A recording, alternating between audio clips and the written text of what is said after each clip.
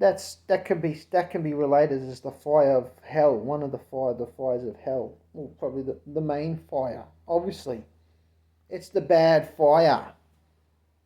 All right, and then the leaves they fall if they're not gathered. The grass just becomes destroyed. The grass suffocates. It can't grow, and then you get these dead, rotten, dry leaves all over the ground. And the sun's not going to get rid of them, are they?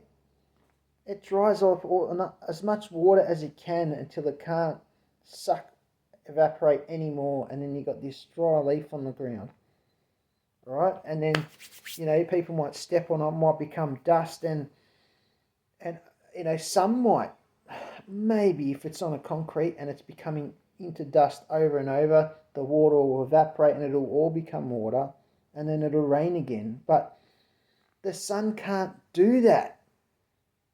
It's not how it's meant to be. It's all meant to be gathered for incineration away from those areas, and then through incineration, or the good fire, the Quran mentions the smokeless fire, the guardians. It evaporates, all right? And then it can rain again. The garden, the Jannah, the garden, speaks about the garden. It mentions gardens.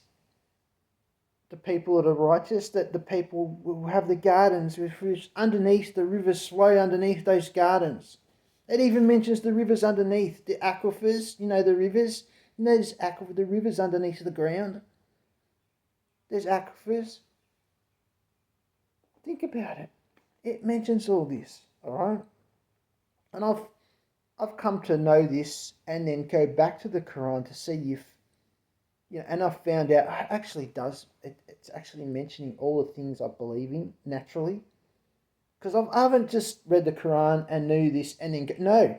I figured this out through trying to find answers in the world and doing things and then realizing things and then going back and going, hang on, this says exactly what I